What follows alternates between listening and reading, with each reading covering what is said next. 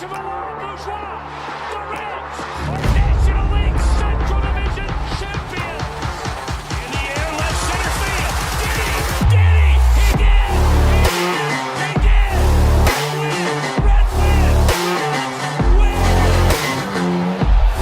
Line to the right field. Genius, the first run ever. With 4 home runs in a game. Can you believe it?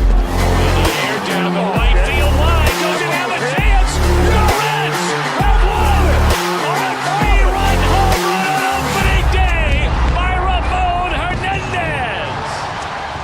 A strike away and out away is Homer Bailey. Ground ball to third. Frazier gloves. Throw to first, and Homer Bailey, for the second time in his major league career, has tossed a no-hitter. Oh, gosh. Oh, are you kidding me? Holy Moses, the second player in major league history to hit 7 home runs in the first 10 games. In the air, and the Reds win. What a dream beginning to the career of Jay Bruce.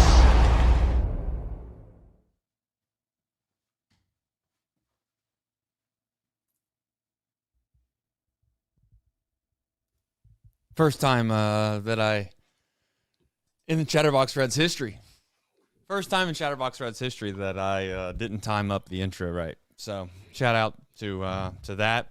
My apologies as I'm rushing down here. Last second, but nonetheless, Nick, not a great day in Cincinnati. I honestly, I'm not a Bengals fan, as we all know.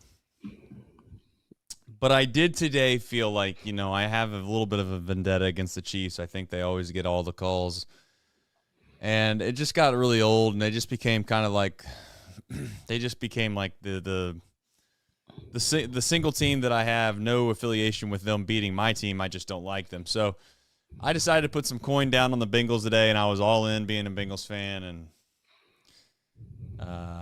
I couldn't imagine being I just couldn't imagine being a Bengals and Reds fan. It's just tough out on these streets, Nick. I don't really have a whole lot of words of encouragement. Yeah, I had Bengals plus like 12 as a parlay, so it went fine for me. I don't know about everyone else, but it's cold-blooded. I don't know, man. So here we go. Reds, they fall 9-2, and Rhett Lowder, pretty solid outing. So nice. I love that. Looking good. I'm sure we'll do the box score recap, deep drive of the day, and then I don't know what the hell we're going to talk about, to be honest, but it seems like this is kind of where we're at half the shows anymore in September. So, Nick, if you don't have anything to add, take it away. All right, the old box score recap. Reds trying to finish off a series sweep against the Twins, who entered Sunday with just a 2.5-game lead for the final AL wildcard spot. It was Rhett Lowder against David Festa. No score going into the fourth. Tyler Stephenson led off with a single at 105 off the bat, and then Spencer Steer crushed a triple. That made it 1-0 Reds. Later in the inning, Ty France did a sac fly to put the Reds up 2-0. Rhett Lowder cruised through the first 3 innings. He allowed just 1 base runner. He would end up giving up 3 hits in the 4th inning, 2 of them soft hits, and the Twins cut the Reds' lead to 2-1. Lowder got through the 5th fairly easily. He retired the first batter in the 6th, but then he gave up a double, and then he walked his only batter of the game, and his day would be done. Tony Santiago came in, and he gave up a double and a single to make Lowder's line look much more pedestrian, and the Reds trailed for the first time 4-2. Justin Wilson would give up 3 runs, and former Twins farmhand Casey Legumina gave up 2 more runs in his first career game against the team that drafted him. Twins would end the game scoring 9 unanswered and win the game 9-2. Reds now 73-78 on the season. And if you're keeping track on the Twins, they didn't pick up any ground. They still only have a 2.5-game lead on the Detroit Tigers. All right, and the deep drive of the day, well, it has to come from the minor leagues. Nick Martini. Boy, he's tearing it up. And by tearing it up, I mean just recently. Hit 2 home runs in his second game with his rehab assignment with Louisville. Maybe he'll be back on the big league squad soon enough. Who knows? But Martini, he's slashing .333, .451, and .719. 6 home runs in 17 games for Louisville this season. And as always, the deep drive of the day is sponsored by DSC, and they are a leader in renewable commodities, specializing in biofuel production, used cooking oil collection, aggregation, and sales. Visit www.deepsouthcommodities.com for more information. I guess we'll start with Rhett Lowder. Obviously, it's just nice to see him continue to have a positive momentum start. And I know people might look at that box score and they might say to themselves, well, that's not really a great start. At this point, it's more or less for my sake. I know this maybe is being a little too lenient on it, but how well he's thrown the ball, I just don't want there to be a couple blow-up games in a row where then you start to kind of scratch your head and you're like, damn, I mean, was it just kind of one of those runs in the sun for 2.5 weeks and then now we got the growing pains, or is this kid legit? And I think it's still trending in the direction that he's very, very likely, in my opinion, to be on this roster before the All-Star break at the very latest, going into 2025. I want to say opening day, but I can't get myself there quite yet, Nick. But it was a good start. And I mean, I don't know what else there is to add outside of the fact that at this point, it's more or less just high-level, surface-level takeaways that you have to do for this ball club on a night-in, night-out basis, because if you try to get into the granular, Nick, it kind of feels like you're wasting your time a little bit. Yeah, I thought Rhett Lowder threw the ball really well. I mean, the first 5 innings, 1-run ball. I mean, Twins didn't have a ton of hard hit balls off of him. He just continues to look like he belongs, and that's a pretty big development for the Reds. That he's kind of where he's at already. I don't know. He's starting to trend towards a guy that you might have to end up putting on the opening day roster. I've always kind of been, I'd rather have him be, maybe 6th or 7th on the depth chart when you go to spring training. And there's a good chance that you end up having to put him on the opening day roster. But I don't know, man. He's almost forcing his way there. And he's thrown quite a few innings this year, too.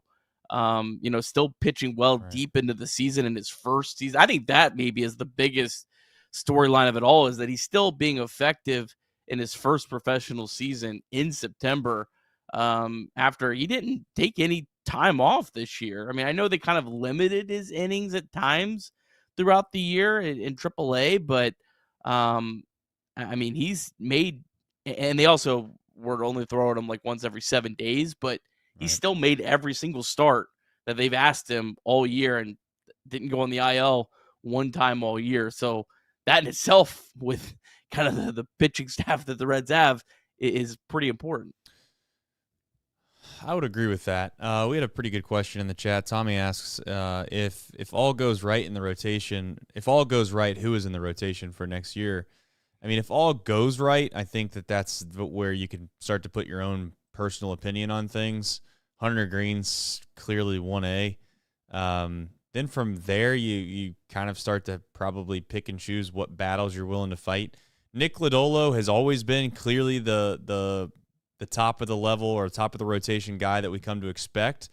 But I think at this point, Nick, I just don't think that I'm going to go into this season with an expectation that he's going to be reliable enough to slot in at the top of the rotation. Similar to how you feel, I guess, about some of these younger guys and how you kind of want them to be more on the back end of the rotation. I kind of gotten myself there with Lodolo and Ashcraft. Whether they are in the rotation or not, that's despite the point. It's more or less, can we utilize them in a manner in which they're going to be able to stay on the field? And I guess that's the only question we've not really tried to tackle yet is, and I don't know if it's really hard to find the right answer, but if Nick Lodolo is not capable of staying healthy as a starter, and I know that people are going to crush me and they're not going to like what I'm getting ready to say, I'm not suggesting for a second that I think he belongs in the bullpen from a just an overall stuff perspective and what he's capable of doing. I'm just going to openly say that at some point we've got to figure out if we have to move him just to keep him in a spot where he's able to be with us long enough to help us, genuinely help us. And I don't know if I'm there yet on Nick Lodolo, but if we go a whole nother season here where we find ourselves and we're in and out, we're getting pretty damn close to that point because we're starting to get some more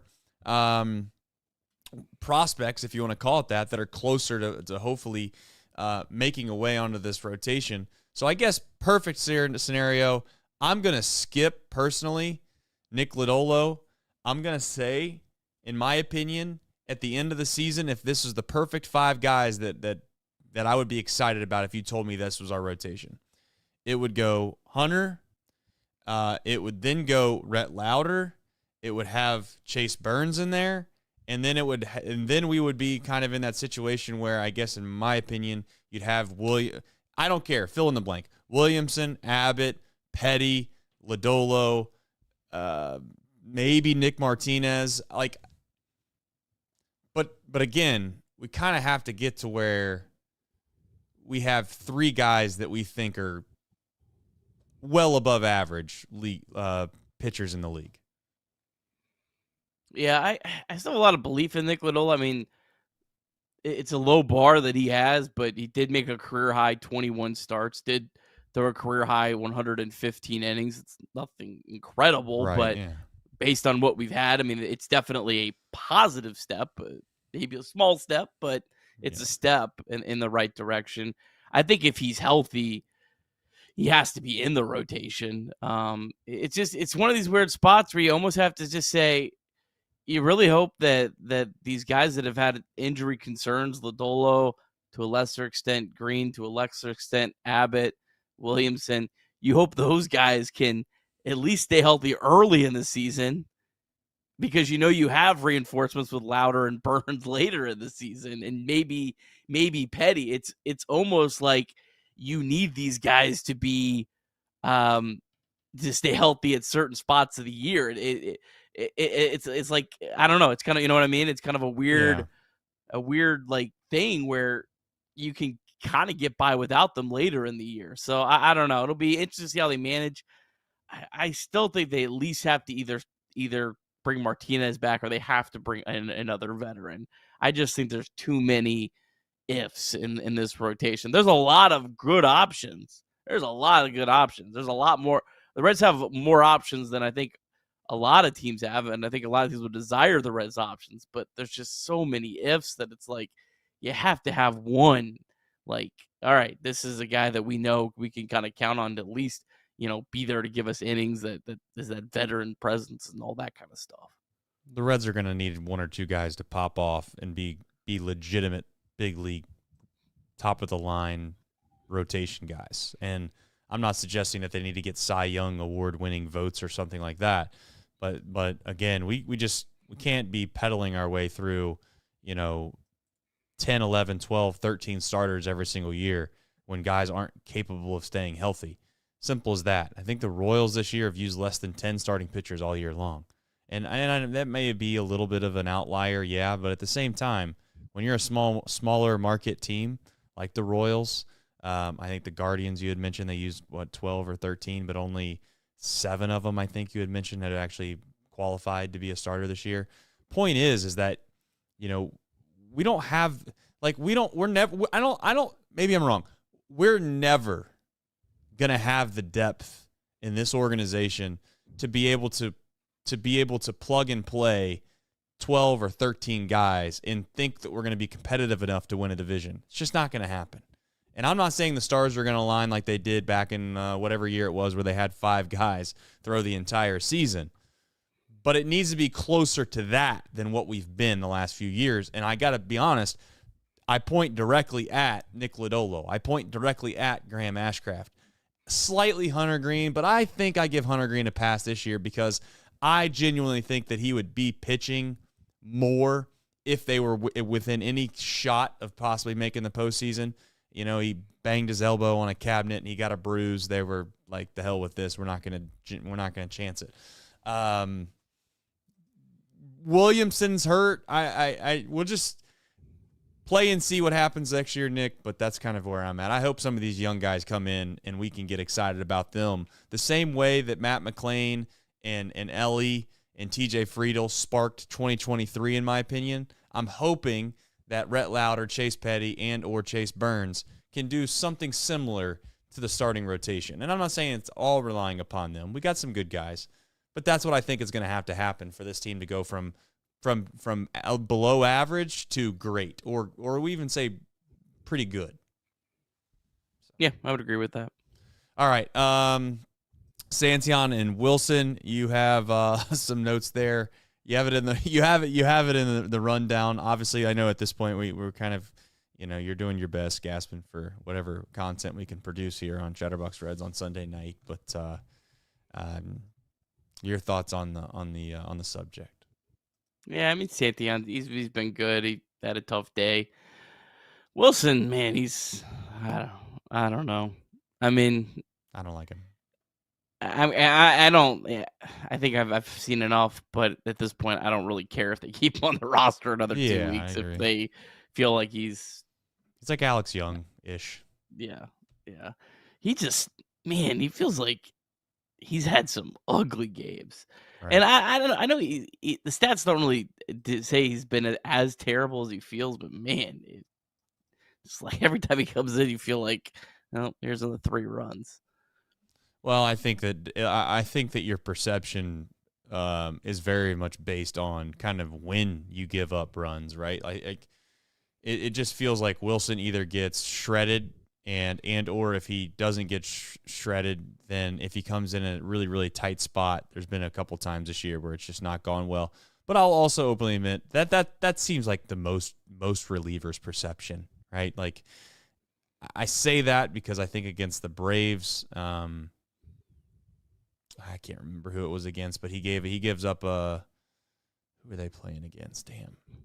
It was the game that I went to when we were at the 988 outing, but he comes in and he walks a couple guys, but then there was a game that I went to where he came in and struck out a guy with the bases loaded, and you forget about that. So I just my thing about Wilson is more or less just the overall appearance. There's not a whole lot to him that makes me think that guys are fooled a whole lot. Like it'd be one thing if he got more bad swings against him, but that's not been the case more times. Sam Moll, I can live with him struggling a little bit because I've seen enough of him to where it's like I've seen guys swing, and he makes guys look, mediocre more times than not. Wilson, that's just not the case. So we'll see what happens with him. I really don't care, though, to be honest.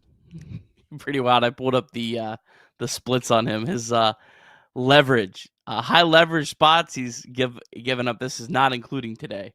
A 350 batting average and a 1,072 OPS. Low leverage, 222 batting average, 590 OPS. So yeah, the perception is 100% accurate on how his season's gone. That'll do it to you. I mean, let's face it, you're going to remember all the times where you had a chance to win. You're not going to remember the 9-2 blowout losses, although today is obviously different. But the point is that Wilson is take him or leave him. I don't really think he's a big deal one way or the other. No disrespect, of course. So, yeah.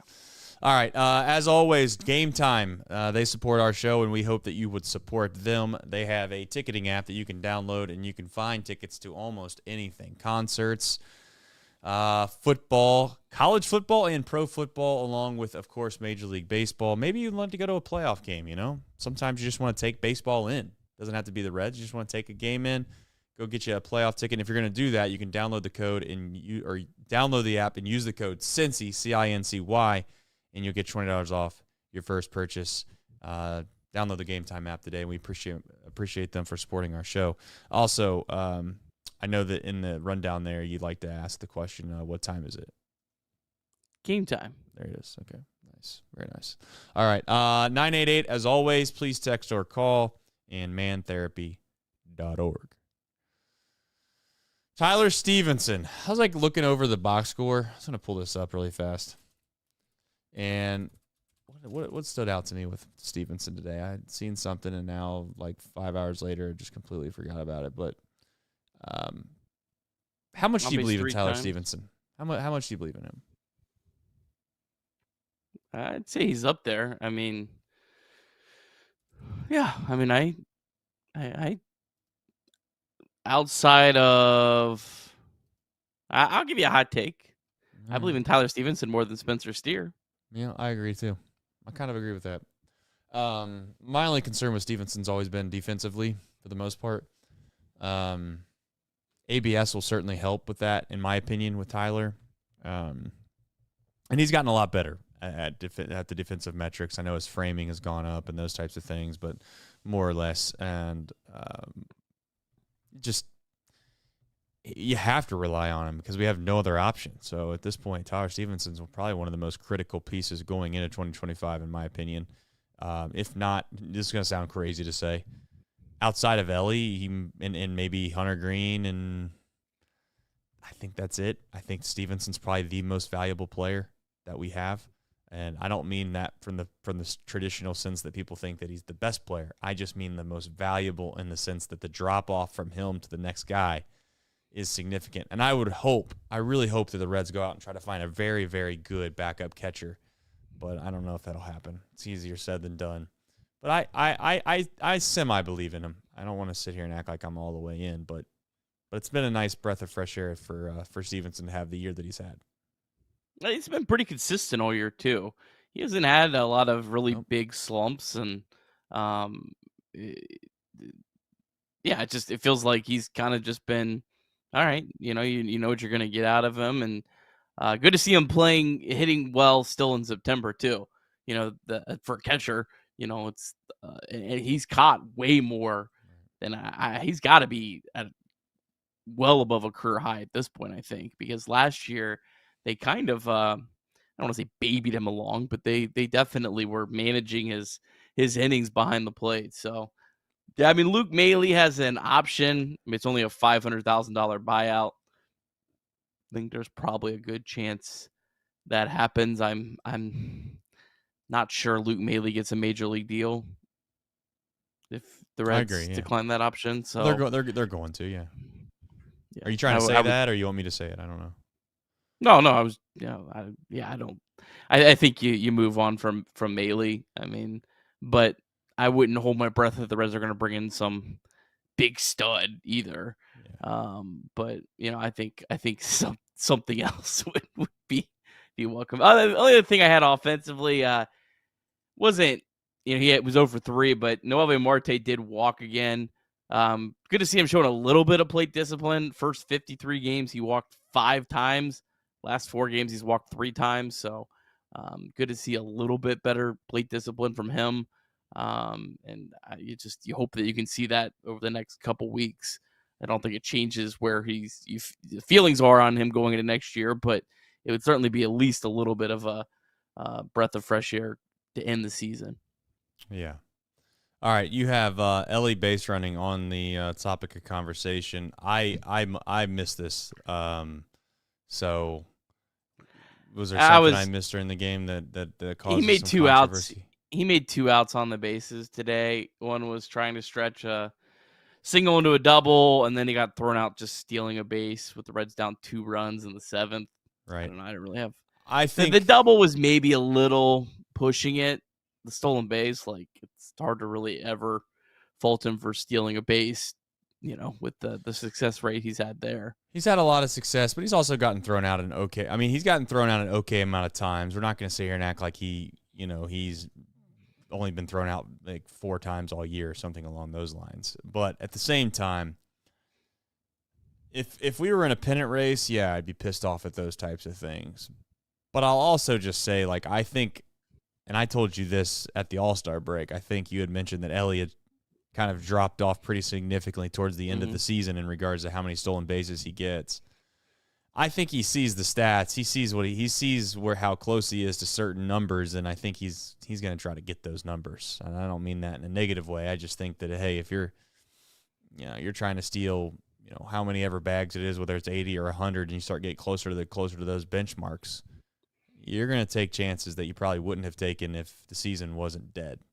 And maybe I'm wrong by that, but I think that that's reasonable to think. Yeah, he has slowed down a little bit. He stole 15 bases in July. He only has 9 since. And he's actually been thrown out, counting today, 6 times. So he's only 9 for 15 since the beginning of August. So maybe he is slowing down a little bit. That was Tom Nichols. That was not me on that Right, observation. Yeah. He pointed me to that, and yeah, I mean, it is kind of something to watch. I mean, Elly's offensively has been. I know September's been a little bit down, but like 692 OPS. Like if that's Elly's floor right now, I mean that's pretty good. Right. Yeah, I was gonna say too. It just all depends on how. It's such a hard thing to just say. Well, since he's dropping and stealing some bags, that must be all on him. It doesn't always end up like that. It could be just the couple times that he got on base, there was somebody that had a really good move. There might be a good catcher, might be a tough spot in the game. There might be somebody in front of him. You just don't know all of the different scenarios that go into what makes a guy be able to steal a bag or not. And let's also understand there's been times this season where he stole second and third off of guys that are just really, really bad at the plate, or the catcher's just not capable of throwing them out. So it could have been a run of tough luck is what I'm getting at with Belly. At this point, I'm not going to get overzealous about any opinions I have about whether he should be stealing bags or shouldn't be stealing bags or going for stretching doubles or triples or whatever else he decides to do, because he's quite literally one of the very few bright spots, in my opinion, that is 2024. It's like we could put 4 max on this season. Probably Stephenson, Elly, Hunter, Diaz. I don't know. Anybody else that you would say is great? Like not full year, no. Yeah. I mean, like there's been like Lowder and Junis and Might as well say Reese Hines too if we're gonna go down that path. I'm serious. I mean, I'm just saying. Anyway, all right, folks. As always, please let Mike Ford. Yeah, let's not forget Mike Ford. Shout out to Mike Ford. Probably fishing somewhere as we speak. I think Junis has a little more staying power in 2025 than Reese Hines right now. I didn't say staying power. I meant what they meant to the club in 2024. Okay. Yeah, I mean, I don't think Jacob Junis meant a whole lot to the club in 2024, but he makes you feel good about him as an option in 2025. That's fair. I'm not, I don't know. It's hard to say. All right, Reds MILB. The days are dwindling, Nick. The days are dwindling. I have really sad news for you. We'll start off with AA. Oh, no. Chattanooga. 91 losses. Nope, they got rained out on their final day of the season. I mean, if there's ever... I tell you what, Hendrick should have pulled that a long time ago. You want to rain out? I'll get you a rain out. I'm about done tired of striking out. So the Lookouts finished the year 45-90. Not a whole lot there. The only player of note is Tyler Callahan. I would really hope that he goes out to the Arizona Fall League because he is Rule 5 eligible. I'd like to see a little bit more on him. I think if it wasn't for his injury concerns, I think he's a guy that I would definitely want the Reds to be protecting. But yeah, so Chattanooga, we're down to 1, and Louisville will play their last week. They had a pretty good day on Sunday, Trace. They won 17-10 over Iowa. Jacob Pertbee's on base 3 times. Nick Martini hit 2 homers. Edwin Rios 3 for 4, double and a walk. Ian Jabot, he made his long-awaited return. He had 2 hits and a run in his inning of work. Yeah, maybe they can dump Justin Wilson and let Ian Jabot get an inning here at the end of the year. Zach Maxwell, he gave up a run in his inning of work. Yasver Zulueta, hopefully getting back on track. He threw a scoreless inning. Tough day for David Buchanan, though. 7 hits and 6 runs in 2 innings of work. So that's your Reds MILB, Trace. That it is. And I also want to say that Dominic Patelli is another. I mean, he got up. Oh, yes. He got up to Chattanooga correct. too, right? So correct. Yeah. Not a guy you need to make any sort of decision on because it's his first year in the minors. So yeah, no, he's been a bright spot for sure. I imagine he probably repeats there. But yeah, for sure. Yeah, Dominic Patelli. Good call on Dominic Patelli. 43 stolen bases, I think. Yeah. He's probably, I mean, they only really have 2 players on that team that you would consider to be like, hey, let's pay attention to that guy. Besides Austin Hendrick, I'd be like, hey, that guy right there, he's a millionaire. You believe that? And they had one guy hit 26 home runs and hit a $190. Yeah. Right. Yeah. Shout out to Southcutt. All right. Made for some good Twitter clips, at least. At least gave the person running the Lookout socials. At least, hey, we can always go to the well that is Nick Northcutt. That it is. All right. As always, we have who, what, when, where, and why. Boy, I'll tell you what, it feels like the Reds, they've been playing just they've been playing games every single day for the last 6 years. Not tomorrow. Woo! And guess what, Trace?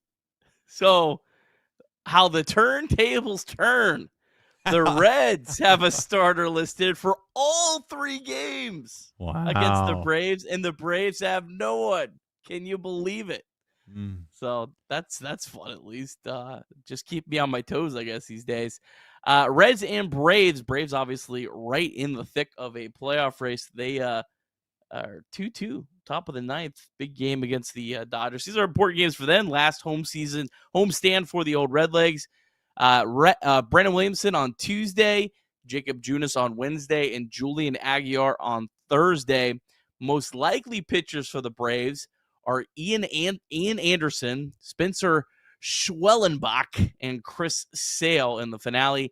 Ian Anderson has not pitched in the big league since 2022. So if they do call on him, that would be his first game back in the big league. So, yeah, some more games that matter for someone else. Yeah, that's where we're at this point in the season, aren't we? We're grinding our way to the end. Boy, has it been a grind for the 2024 Reds. I hope the rest of the year everybody stays healthy and we can find our ways in 2025 to feel a little bit better about this ball club, because this was a season that I thought we were going to get some answers, and we've got nothing but more questions. And I'm just so sick and tired of the questions that surround this ball club every single year. But at some point, we'd like to have some more solidified answers, head into a season where you got like 7, maybe 8 of the roster spot or position player spots where you're like, hey, that person's playing every single day. No question about it. Right now, we're just not there. Chatterbox Bengals is on the rundown. Thank you for supporting them as always. They'll be doing another show obviously on Tuesday.